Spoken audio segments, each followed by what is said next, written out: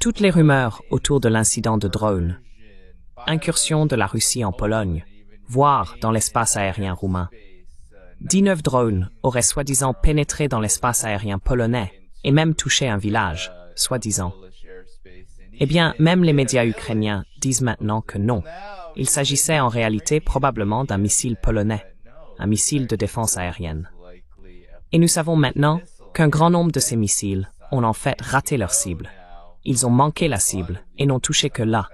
Ils en ont peut-être touché que 3. L'OTAN a appelé à renforcer la sécurité à l'Est. Maintenant, beaucoup de discussions portent sur une guerre directe entre la Russie et l'OTAN. Et cela est préoccupant. Mais je sais qu'il y a aussi une réalité à prendre en compte.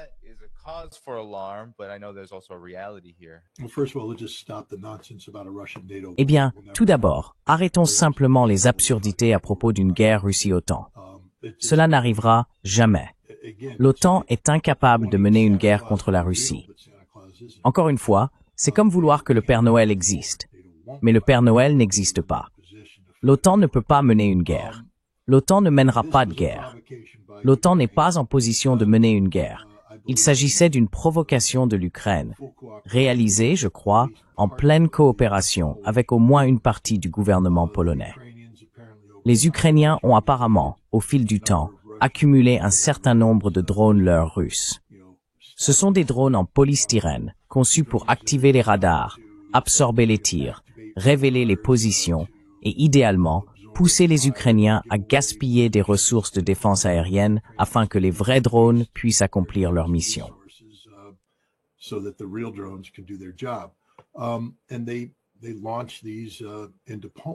Et ils ont lancé ceci en Pologne. La Biélorussie a signalé cela et a donné un préavis aux Polonais qui ont réagi. Sur les 19 drones leurres, seulement 4 ont été engagés. Apparemment, seulement 3 ont été abattus. L'un d'eux, je crois qu'un F-16 polonais, a tiré un missile RR-IM-120, et non un missile solaire, a raté sa cible et a touché un village, causant des dégâts. Et maintenant, tout le monde admet que c'est un coup monté total. Plus personne ne prend cela au sérieux. Mais les Polonais, parce qu'ils suivaient un scénario, ont invoqué l'article 4 de la charte de l'OTAN et ont affolé tout le monde.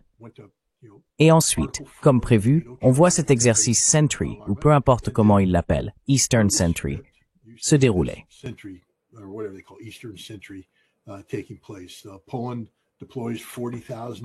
La Pologne déploie 40 000 soldats supplémentaires à la frontière. S'il vous plaît, ne paniquez pas, c'est 40 000. Cela fait un total de, je crois que c'était entre 30 000 et 40 000 soldats là-bas. Ce sont des soldats polonais qui disposent de munitions pour 14 jours. Ils ne vont pas faire la guerre à qui que ce soit. D'ailleurs, la Russie a mené l'exercice Zapad 2025, 100 000 soldats. Ce sont 100 000 soldats qui ne sont pas impliqués dans le conflit avec l'Ukraine, qui compte environ 800 000 à 900 000 soldats. Alors arrêtons les bêtises. Le danger ici, ce n'est pas tout ça. Je veux dire, regardez, l'Angleterre a envoyé 2 Eurofighter, 2. Je crois que la France a envoyé 3 Rafale, 3. Les Allemands ont envoyé 2 chasseurs. 2, c'est une blague, c'est rien, 0, que dalle.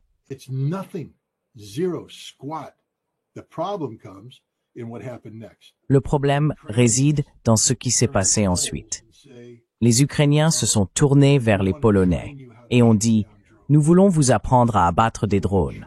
Nous voulons vous former à combattre les Russes. » Les Polonais ont répondu « D'accord. » Donc maintenant, des opérateurs ukrainiens de la défense aérienne vont se rendre en Pologne pour former un membre de l'OTAN à affronter les Russes. Mais même ici, je demande aux gens de garder leur calme. La Pologne n'étendra pas son parapluie de défense aérienne à l'ouest de l'Ukraine sans l'autorisation de la Russie. Et maintenant, il faut revenir à la petite conférence de Naryshkin qu'il a tenue plus tôt cet été, où ils ont dit « Oui, nous pensons qu'une fois cette guerre terminée, il y aura probablement un démembrement de l'Ukraine. »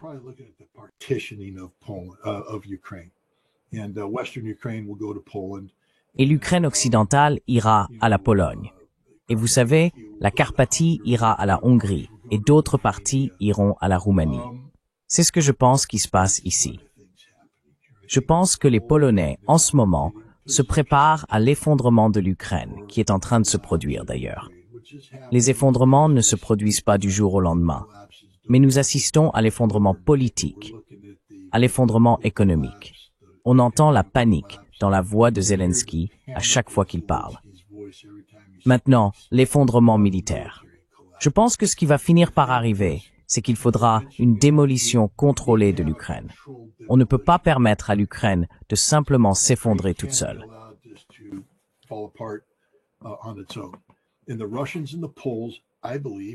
Et les Russes et les Polonais, je crois, sont en contact les uns avec les autres, peut-être via la Biélorussie, pour la démolition contrôlée de l'Ukraine. Pour que cela se produise, il y aura un moment où la Pologne devra étendre un parapluie de défense aérienne sur les territoires dont elle va assumer la responsabilité, des territoires qui seront probablement submergés de réfugiés. Ce sera une crise humanitaire. Et cela se fera avec la permission de la Russie. Mais la Pologne se prépare à le faire dès maintenant, en apprenant à s'intégrer dans le système de défense aérienne ukrainien. C'est ce qui se passe. Il ne s'agit pas de l'OTAN qui se prépare à faire la guerre à la Russie ou quoi que ce soit de ce genre.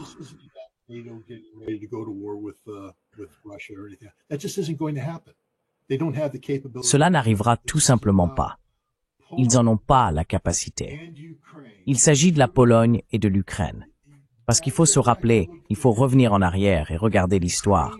L'Ukraine Zelensky a déjà travaillé avec les Polonais pour mettre en place une union économique. Ils ont déjà préparé l'Ukraine occidentale à être absorbée par la Pologne. L'Ukraine occidentale a déjà, de facto, été absorbée par la Pologne en termes d'interaction économique. Donc tout cela ne fait que préparer. C'est mon point de vue, car je ne vais pas m'impliquer dans toute cette propagande alarmiste sur une guerre entre l'OTAN et la Russie, parce que cela n'arrivera tout simplement pas. L'OTAN n'a absolument aucune capacité pour cela.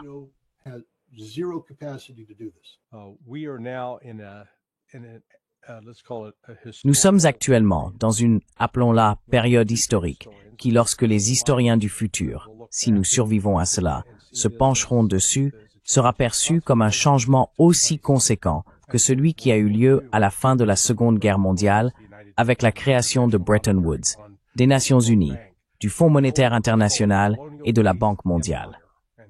L'ancien, appelons-le, système impérial et économique fondé sur le colonialisme touche à sa fin. Et il ne s'en va pas paisiblement dans la nuit, il se déchaîne contre la tempête. Mais ce qui a été révélé au cours de l'opération militaire spéciale menée par la Russie, c'est l'absence totale de profondeur stratégique en Occident. Oui, sur le papier, il existe ce complexe militaro-industriel. Oui, il engloutit beaucoup d'argent, mais sa production est plutôt médiocre.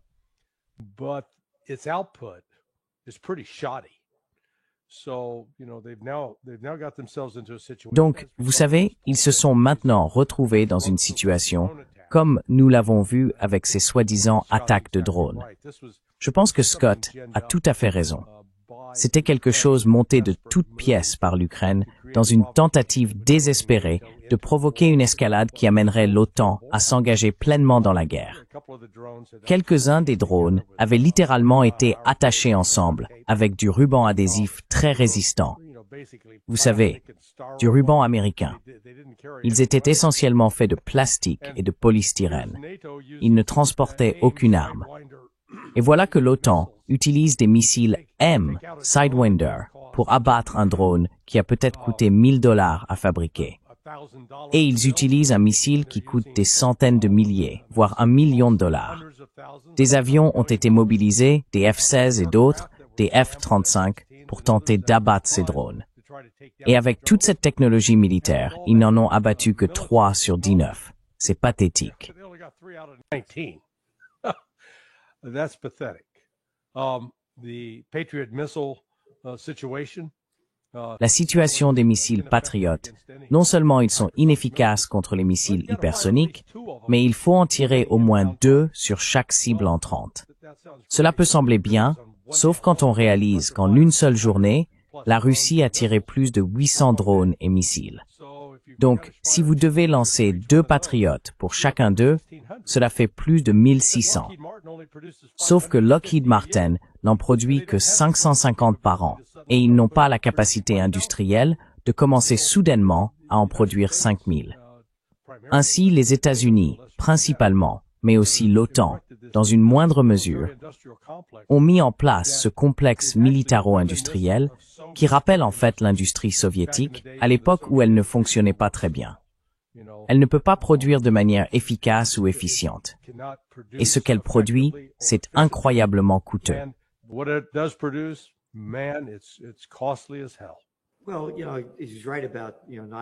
Eh bien, vous savez, il a raison de dire qu'ils n'ont pas les capacités, mais vous savez, les guerres continuent sans capacité. Et encore une fois, nous ne regardons que ce qui se passe, comme nous avons le magazine Trends Journal. Nous rapportons chaque semaine les événements actuels qui forment les tendances futures. Et l'une d'elles, c'est que les économies sont toutes en train de chuter en Europe. Vous voyez les manifestations qui ont lieu en ce moment en France. Et que fait l'Allemagne maintenant? L'Allemagne est en récession depuis seulement 2 ans. 2 ans. C'est la 3e plus grande économie du monde et la première en Europe. Ils s'apprêtent à entrer dans une 3e année de récession. Mais que font-ils? Ils empruntent 1000 milliards de dollars pour renforcer leur armée et leur commerce.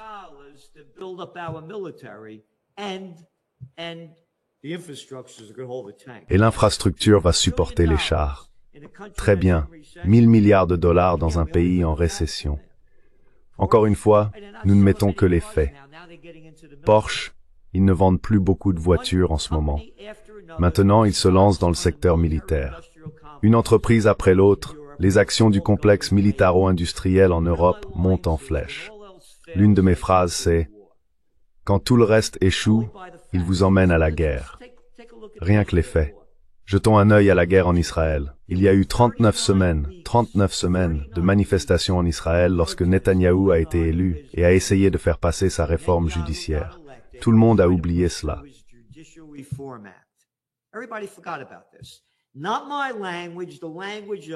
Ce ne sont pas mes mots, ce sont ceux d'Isaac Herzog, le président d'Israël. Maintenant, je reviens à 2023 et 2022. Citation. Il y a une guerre civile en Israël, c'est exact. 39 semaines de manifestations. Que se passe-t-il? Le Hamas attaque le 7 octobre. Tout le monde l'a oublié. Encore une fois, nous ne faisons que présenter les faits. Nous publions un magazine chaque semaine. 3 jours plus tard, il a été rapporté que les États-Unis et l'Égypte avaient averti Israël que l'attaque allait avoir lieu. Le site d'information israélien auquel nous sommes abonnés a également rapporté à plusieurs reprises qu'il savait que cette attaque allait se produire. Quand tout le reste échoue, il vous emmène à la guerre. Vous voulez d'autres faits? Cherchez sur Google.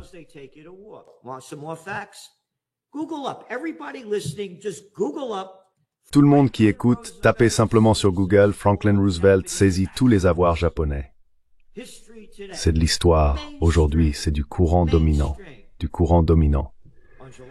Le 26 juillet 1941, le président Franklin Roosevelt a saisi tous les avoirs japonais en représailles contre ces sales japonais qui envahissaient l'Indochine française. L'Indochine française? Qu'est-ce que les Français font au Cambodge, au Laos et au Vietnam? Et vous appelez ça l'Indochine française? Ferme-la, Salanti. Nous sommes en Algérie. Nous sommes au Maroc. Nous avons la Légion étrangère française. Nous volons, pillons, dérobons tout ce que nous voulons. Les États-Unis, je n'invente rien, et les Indes orientales néerlandaises. Les Indes orientales néerlandaises. Qu'est-ce qu'ils font là-bas en Indonésie?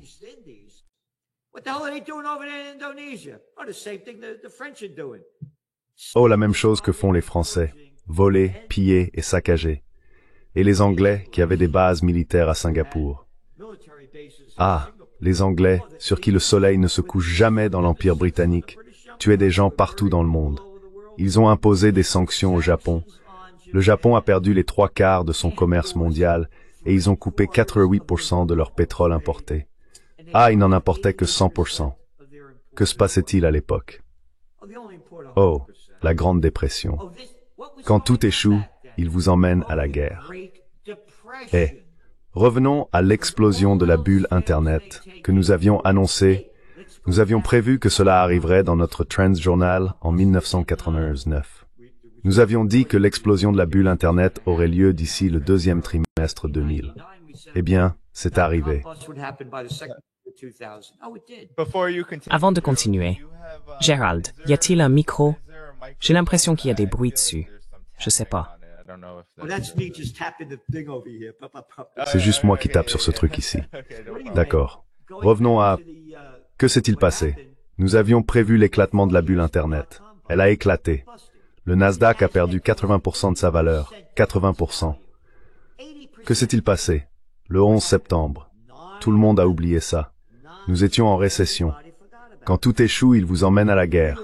Scott a 100% raison. Il n'y a aucun moyen, aucune chance que l'OTAN puisse vaincre la Russie. Aucune chance.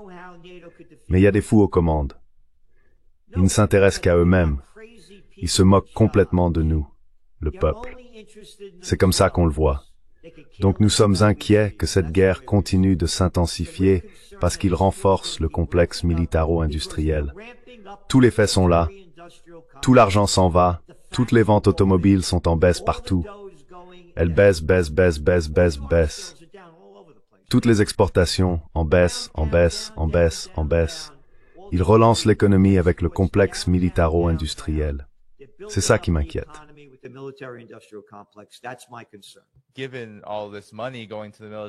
Compte tenu de tout cet argent qui va au complexe militaro-industriel, c'est tout de même étonnant que l'OTAN affirme n'avoir pu, via la Pologne, abattre que 3 de ces soi-disant drones sur 19.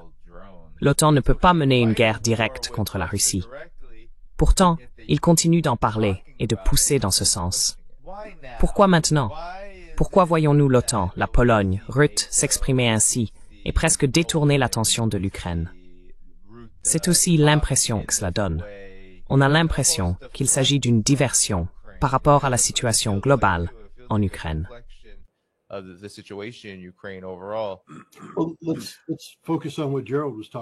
Concentrons-nous sur ce dont parlait Gérald. Porsche. Porsche ne produit pas de voitures civiles en ce moment parce qu'ils ne le peuvent pas. C'est trop cher. Et Porsche, je crois qu'en 2024, a subi des pertes qui ont mis fin à sa carrière. Donc, pour sauver l'entreprise, ils ont dû se reconvertir dans la fabrication de blindés, de chars. Le problème pour Porsche, c'est qu'il n'existe aucune entreprise allemande qui fabrique de l'acier. Ils ne peuvent pas se le permettre, car ils se sont débarrassés de ce gaz russe bon marché, et ils n'y arrivent tout simplement pas. Ils doivent donc acheter tout leur acier en Suède, et cela leur coûte une fortune. Et la réalité, c'est que même si Porsche investit maintenant des sommes importantes pour se reconvertir dans l'industrie de la défense, ils n'en ont pas les moyens. Ils ne peuvent pas.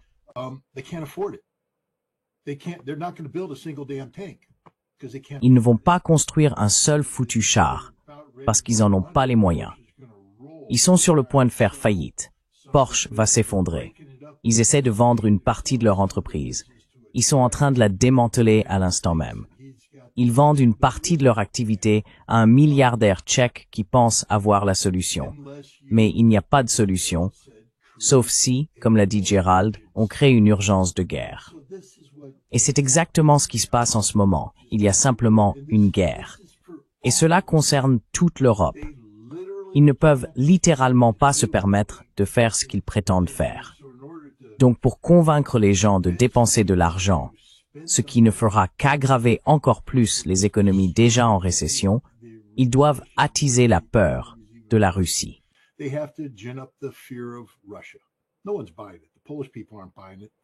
Personne n'y croit.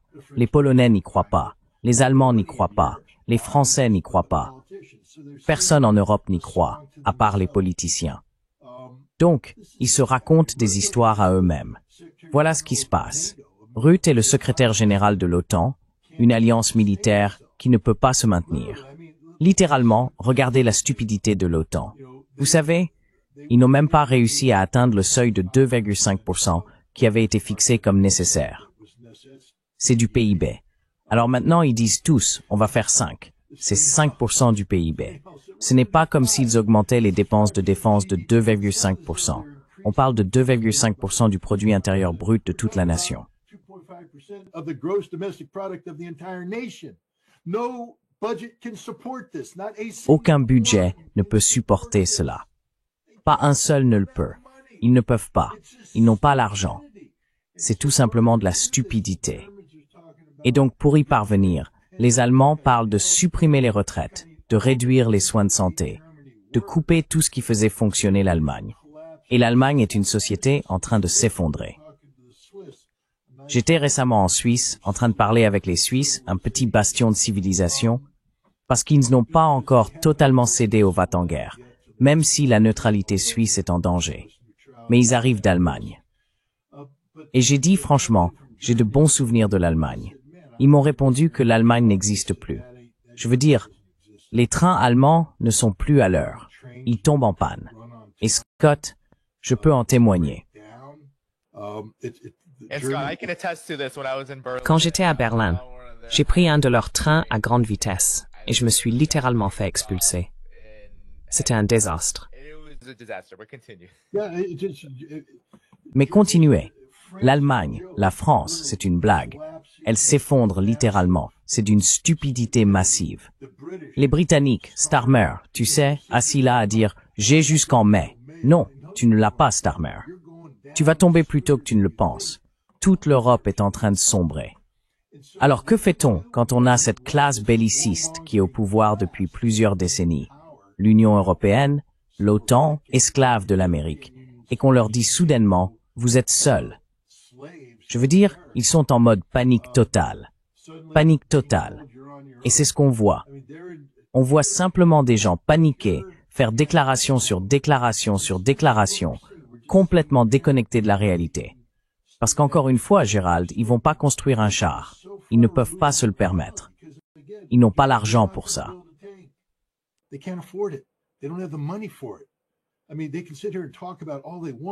Je veux dire, ils peuvent rester ici et parler autant qu'ils veulent. Les mots peuvent couler.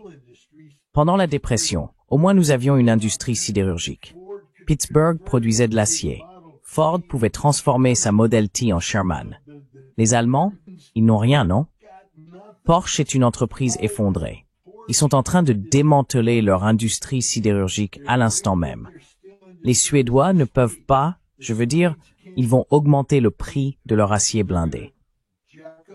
Et c'est la concurrence. Parce que les Français parlent maintenant de construire des chars, mais ils ne fabriquent plus d'acier. Plus personne ne fabrique d'acier en Europe, à part les Suédois. C'est tout. Personne ne fabrique d'acier blindé. Donc maintenant, vous allez devoir vous battre pour en avoir. Tout le monde va dire il nous faut de l'acier. Les prix vont grimper. Les Allemands n'ont pas d'argent. Ils sont en faillite.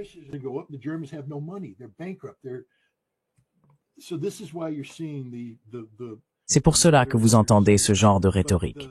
Mais en réalité, il y a des gens en coulisses, surtout en Pologne.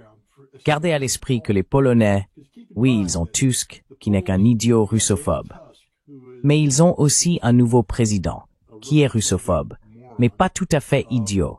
C'est-à-dire qu'il comprend certaines réalités. Par exemple, le nouveau président met le gouvernement polonais au pied du mur. Pourquoi diable un de nos missiles a-t-il touché un village? Et pourquoi l'avez-vous présenté comme une attaque russe? Pourquoi mentez-vous au peuple polonais?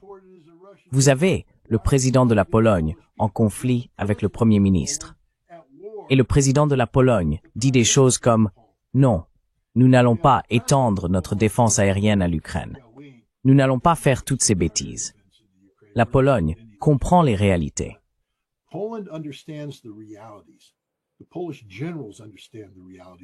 Les généraux polonais comprennent la réalité de la situation ici.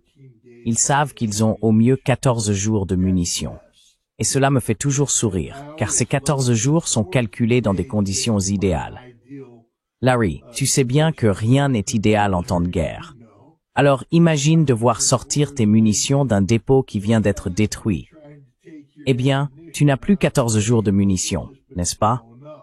Parce que tu viens d'en perdre 80% dans une explosion sur ton propre territoire, car tu n'as pas pu évacuer vers le dépôt les points de déploiement de combat que tu n'as pas encore mis en place. Mais supposons que tu commences à déplacer certains de ces points de déploiement de combat. You haven't established yet. Well, let's say you started moving some of these combat deployment points. Now the drone's overwhelming and you pop them off, you lose 70%. Maintenant, les drones sont omniprésents et vous les éliminez. Vous perdez 70% de votre trafic en entrant là-bas. Vous avez maintenant 2 jours de munitions, mais vous n'avez plus d'obusiers, car ils ont tous été détruits aussi. Les Polonais savent que c'est plié, gagné, perdu au moment où ils s'engagent contre les Russes. Il n'y aura même pas d'hésitation. C'est pourquoi les Polonais jouent actuellement un jeu complètement différent. Naryshkin, le chef du service de renseignement extérieur russe, c'est juste mon avis. Peut-être que Larry et Gerald pourront me corriger s'ils pensent que je me trompe. Mais il ne va pas s'engager publiquement sur quelque chose comme le partage de l'Ukraine de son propre chef.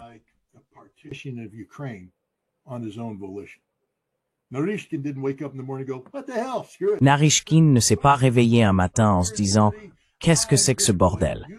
Tant pis. Poutine, va te faire voir, mon pote. Je vais prendre la décision unilatérale que lorsque l'Ukraine s'effondrera, nous donnerons l'Ukraine occidentale aux Polonais. Non, il a pris cette décision parce qu'il y a déjà des choses en cours. Les Russes ne commencent pas par les mots. Les Russes construisent d'abord la réalité, puis leurs paroles s'alignent sur cette réalité. Donc, pour que Naryshkin dise « Nous allons donner l'Ukraine occidentale aux Polonais » ou « Nous y réfléchissons », cela signifie, premièrement, que la décision a déjà été prise, et deuxièmement, qu'il y a quelqu'un en Pologne qui a reçu cette information et reconnu que c'est probablement la direction qu'ils prennent.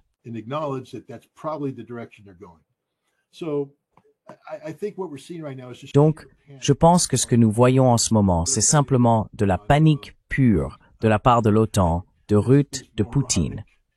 Ce comportement idiot, je suis désolé, c'est mon avertissement préféré parce que j'ai vu un film qui s'appelait Les Baltimore Ones. Donc j'utilise le terme idiot. Je m'excuse auprès de tous ceux qui pourraient être offensés par cela. Mais vous savez, le fait est que, regardez le chancelier allemand en train de pleurer, littéralement pleurer, à propos de l'antisémitisme. Ce type, je veux dire son grand-père, était un nazi qui a tué des juifs. Et maintenant il est là à faire semblant. C'est tout ce qu'il sait faire. L'Europe est un grand pays ménopausé, féminin, en pleine bouffée de chaleur. Émotions, hormones en ébullition. Il n'y a rien de sérieux en Europe aujourd'hui. Rien de sérieux du tout. Voilà mon avis.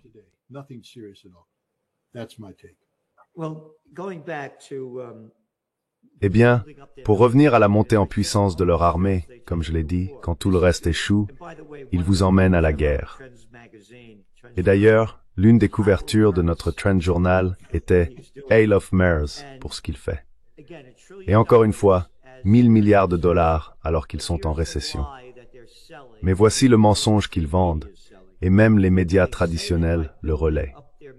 Ils disent qu'en renforçant leur armée, ils vont renforcer leur économie. Non, c'est pas vrai. Ils vont s'endetter encore plus. Votre économie se développe lorsque les produits fabriqués dans votre pays sont achetés par les consommateurs. Deuxièmement, c'est un gaspillage d'argent, parce que tout à l'heure, vous avez commencé à parler des drones. Revenons en arrière. Quand cette histoire de drones a-t-elle commencé? C'est relativement récent, depuis une dizaine ou une quinzaine d'années peut-être.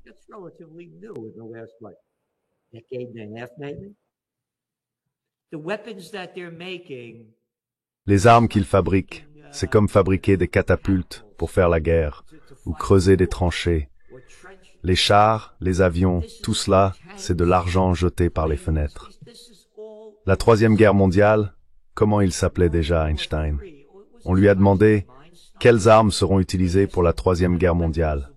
Il a répondu « Je ne sais pas, mais pour la quatrième, ils utiliseront des bâtons et des pierres. » Tu comprends? C'est un gaspillage total d'argent. Si tu fais la guerre contre la Russie, tout le monde, adieu le monde, ce sera l'anéantissement nucléaire.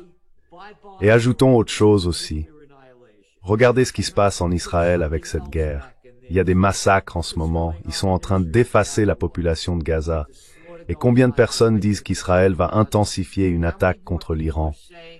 Si une guerre éclate avec l'Iran, Cette fois, ce sera une toute autre histoire.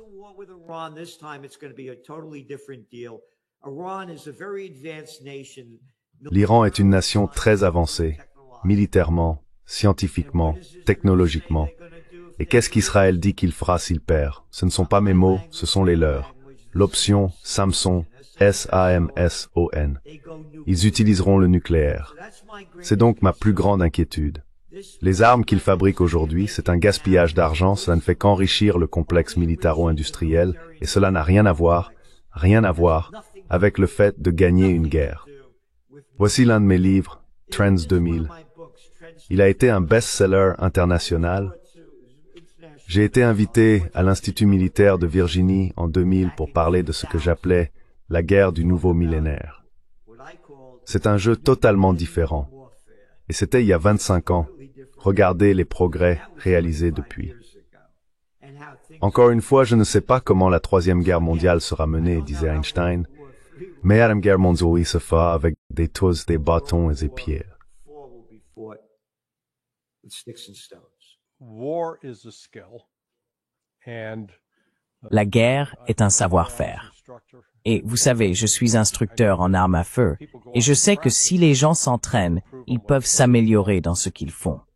Eh bien, ce que la Russie a fait au cours de l'opération militaire spéciale, c'est aller à l'école doctorale avancée. Ils ont appris tout au long du processus. Ils n'ont pas commencé avec un plan fixe pour ensuite s'y tenir sans aucun changement ou modification. Ce qu'ils ont perfectionné s'appelle la guerre en réseau. is described as net-centric warfare, and it's the kind of thing that Et c'est le genre de situation où un soldat, déployé à un endroit précis sous attaque, que ce soit par drone ou par tir d'artillerie, peut immédiatement demander un tir sur cette cible spécifique, de sorte qu'ils sont pleinement intégrés à travers les différents échelons de l'armée. Ils ont réussi à perfectionner ce type de communication, ainsi que l'innovation à des niveaux inférieurs. Par le passé, le modèle voulait que les Soviétiques soient très rigides. Ils n'agissaient que d'une seule manière et n'écoutaient pas les soldats en première ligne. Cela s'est avéré tout simplement faux.